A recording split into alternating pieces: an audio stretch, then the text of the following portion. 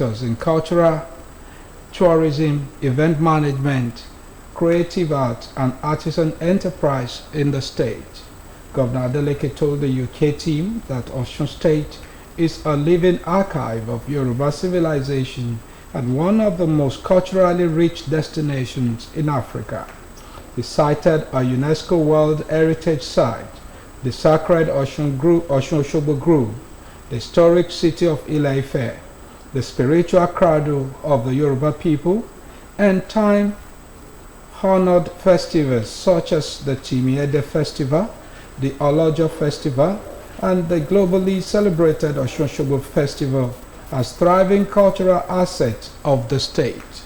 Governor Adeleke implored the museum management team, led by Mr. Hugo Chapman, acting keeper of the Department of Africa, Oceania, and the Americas, Dr. Sam Nixon, head of the Africa section, and Ms. Julie Hudson, curator, Africa section, to see an open invitation to collaborate in sharing, preserving, and investing in the living heritage of Osun as a spotlight the beauty of African culture while building bridges of prosperity and mutual respect across the world.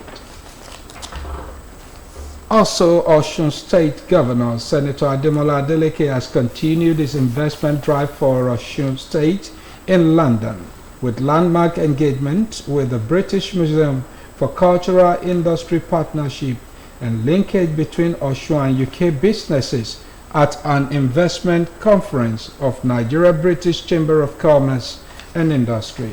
The governor told the gathering of business executives from Nigeria and the United Kingdom that subnational investment in states such as Osun holds the key to collective prosperity, describing such investment as low-hanging fruit between Nigeria and UK private sectors. Marketing the state to the top-ranking audience, the governor said Osun has huge potentials for investment in mining, agriculture, digital economy, free trade zone, creative economy, and others, adding that the state has trained labor force and a commendable investment environment. At the high-profile gathering attended by the Nigerian Trade and Investment Minister, Dr. Jumoke Oduwole, and UK Prime Minister Trade Envoy, Honorable Florence Shalomi, Governor Adeleke reiterated the need for deepening Commonwealth business relationship at the binational level as the investment environment is boosted by a 45-day window for processing of certificate of occupancy and elimination of multiple taxation. The federal government will guarantee a favorable climate for foreign investment to thrive. Minister of Information and National Orientation Mohammed Idris gave this assurance while speaking at the Nigeria Business Forum in Paris, France. He urged foreign investors to maintain an abiding interest in the country's economy through the ongoing bold reforms which offers dynamic market potential and investor-friendly environment for successful operations. Mr. Idris emphasized Nigeria's commitment to fostering deeper economic ties with France, expressing appreciation to long-standing French partners operating in Nigeria, including Total Energies, Lafarge, Peugeot, Danone, Alstom, and Schneider Electric for their contributions across key sectors such as energy infrastructure, agriculture, healthcare, and manufacturing. The minister said under President Bola Tinubu's leadership, Nigeria is undergoing an unprecedented journey of reform driven by the renewed hope agenda aimed at unlocking the nation's vast economic potential. Idris highlighted Nigeria's unique investment appeal, alluding to being Africa's largest economy, a population exceeding 220 million, over 70% of whom are under the age of 35 and more than 26 years of uninterrupted democratic governance, which has fostered political stability and institutional continuity. He assured investors of a well-regulated rule-of-law-based economy supported by strong institutions such as the Central Bank of Nigeria, the Nigerian Investment Promotion Commission, the Securities and Exchange Commission. The Attorney General of the Federation and Minister of Justice Lateef Fagbemi has warned about the danger of giving political interpretations to judicial matters. He urged stakeholders to do away with emotion and rely on the Constitution in seeking answers to legal questions. Mr. Fagbemi, who reflected on the emergency rule in Rivers State, said he had maintained neutrality on the subject because it is a matter of litigation. He spoke with newsmen in Lagos shortly after the presentation of the book Tribulations and Trophies, Bola Ajibola in his own words.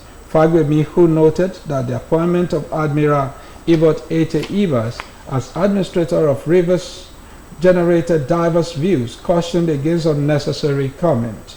He noted that when issues like this come up, people should go and read very well and get themselves familiar with what the law says, adding that it's not a matter of sentiment or emotions, but a matter of basic facts on ground. He pointed out that Nigerians should stop interpreting the law based on political partisanship, but to stick to the law. And on the sports scene, the Ghanaian Ministry of Sport and Recreation, Kofi Adams, has set up a 7-man committee of inquiry to investigate matters connected to the death of Nigerian boxer Oluwasegun Olanrewaju, popularly known as Success. Olanrewaju passed away at the Kolebu Hospital after collapsing during a bout at the Trust Sports Emporium Boxing Arena at Bukum last month. In the wake of the tragic event, the sports minister promised to probe the matter and setting up the committee of inquiry in the first major step to do so. The committee is headed by Major Amakai Amateifio, retired, with former Ghana Boxing Authority President Peter Zuenes and veteran sport journalist Eko Ansah and Samuel Bartels also serving as members. Other members include Eddie Papwe, Juliana Adoyobo, and Martin Engman. The committee has been tasked to determine whether the organizers of the Boxing League match went through the appropriate steps to prevent the death of Olanrewaju. According to the terms of reference, the committee is to determine the circumstances leading to the death of the Nigerian boxer Gabriel Oluwasegun Olanrewaju at the Bukum Boxing Arena on the 29th of March 2025. The committee will also determine whether the organizers or promoters of the boxing match took adequate steps by international standards to prevent the death of the boxer. And on the foreign scene, China is tightening the curtain on Hollywood in a bold response to escalating trade tensions with the Donald Trump-led United States government and its Chinese counterparts.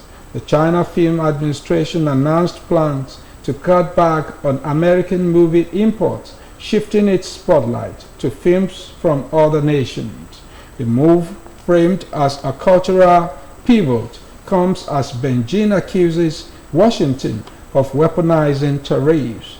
A spokesperson for the CFA criticized the U.S. government for abusing tariffs on China, calling it a wrong move that would have broader cultural consequences. CFA stated that such actions would inevitably further reduce the domestic audience's favorability towards American films, reinforcing the rationale behind limiting Hollywood imports and promoting films from other countries. And with that, we've come to the end of the media news on OSBC TV. Join us at 3 for the state news. Good afternoon.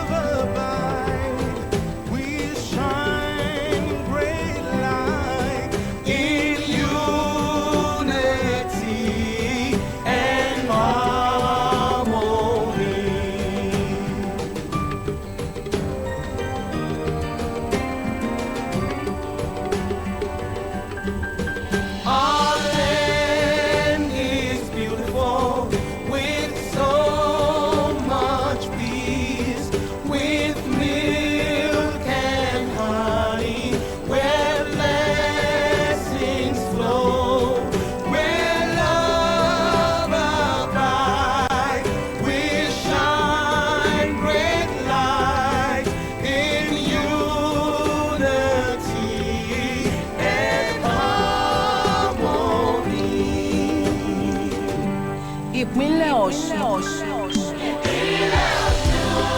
Titolúwa ni. Ìpínlẹ̀ Ọ̀ṣun.